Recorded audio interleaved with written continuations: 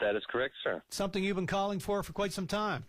It is, and in case people hadn't seen it, there was a press release put out by Eastern Health today where they changed the hours from the mobile crisis unit from, it was, I believe, Wednesday to Saturdays from 4 p.m. to 12 a.m., I guess, that people had access to this unit made up of a number of different healthcare professionals and working in collaboration with other community resources. To today, the announcement is it's 7 days a week from, I believe it's 11 a.m. to 11 p.m.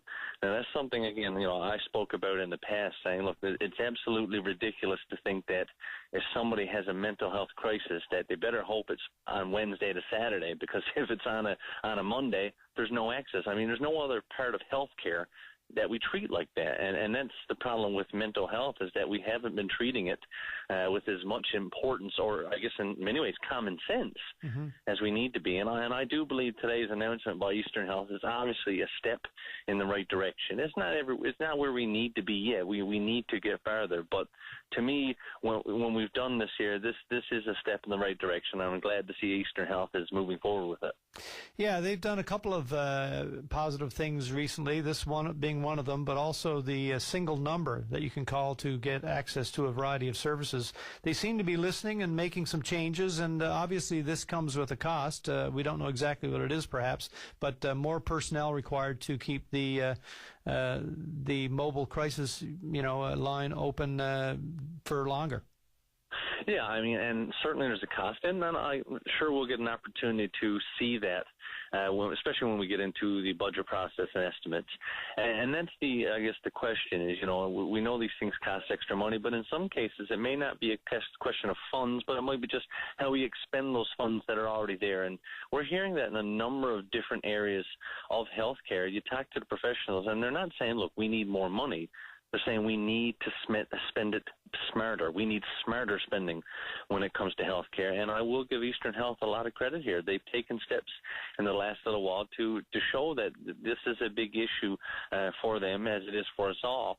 And we're doing more to make, I guess, access to healthcare and mental health services a bigger priority. I mean, it's a huge issue. And I think there's been a number of things when it comes to just the awareness side. We look at just the Bell Let's Talk Day. I mean, I think that's done a great job in both raising money but raising awareness. This week, being Mental Health Illness Awareness Week, I was at the launch at at MUN the other day. It was great to see the memorial and the CFSNL come together and say, look, we're doing more. We're raising awareness, and we want to be there. Especially in that case, it's for students of Memorial, and these are the things that we need to be doing. And again, it's going to have more cost, and this is why we need to start looking at an overall strategy. And what's the best way to combat this issue, which is so pervasive in our society, and we're only really, I guess the common folk, someone like myself, is discovering how pervasive it is. And not to forget that there is a tremendous cost to society from mental health. And, of course, if we get people help faster and more consistently, then perhaps there's a great deal of savings on the other end, even though we're talking about a little bit more in terms of personnel costs right away with the change. You are exactly right. I mean, the cost, of mental health, just in terms of quality of life. And then, there's been studies done on the effect on, the economy, on the workplace, on our healthcare system. And so if we could do more to help people in their time of need before it escalates to a greater point, then there is a savings there per se. And again, these are the things we have to look at. So I think this is a great move. I'm happy to see it. I'm happy to get on and talk about the positive things that are happening. It is not always, we get an opportunity to discuss the many issues that are there. This is still an issue. No doubt it's an issue, and it's not going to go away. One of the biggest things that we still face, everybody still faces, is the stigma. Yeah. That I think there's more awareness, but it's still there, and it won't go away. People are afraid to talk because they're afraid of how they're going to be looked at and how they're going to be treated. And so we have a long ways to go with dealing with that. No question. The profile is one thing. The access to services is another. They've made some inroads on those fronts.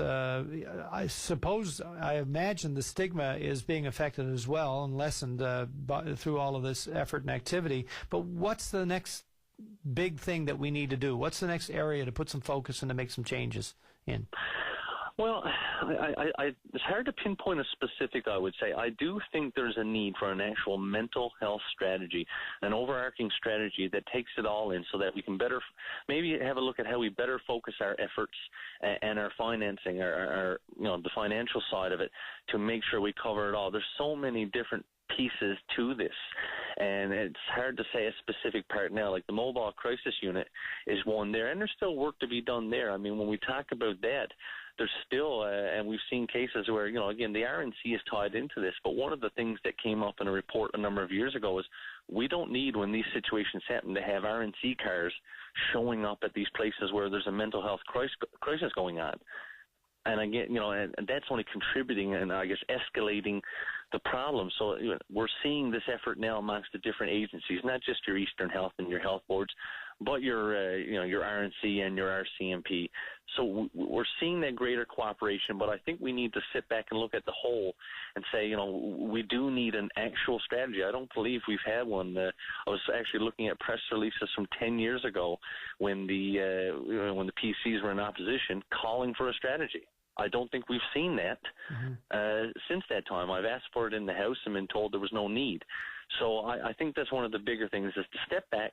And again, I don't think there's anything better we can do than to talk to professionals and talk to individuals alike to figure out what is the best way to take the resources that we have, both human resources and finances, and say, how do we go at this huge issue that right now is affecting 1 in 5. Perhaps it's just the fact that mental health issues are so different and complicated. It's hard to come up with a strategy for something that, unlike, say, like a broken leg, we can see it, we can diagnose it, and we know how to fix it. Mental health is a lot different than that, and it oftentimes takes a whole different initiative, I suppose, to tackle it. It's not easy, and it takes an awful lot of extremely qualified people to make headway.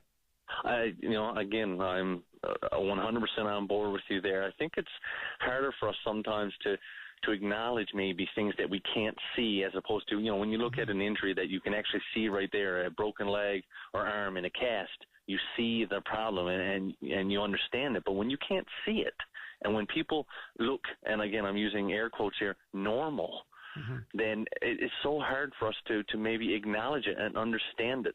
And again, it's such a wide-ranging area, and again, from both ends of the spectrum.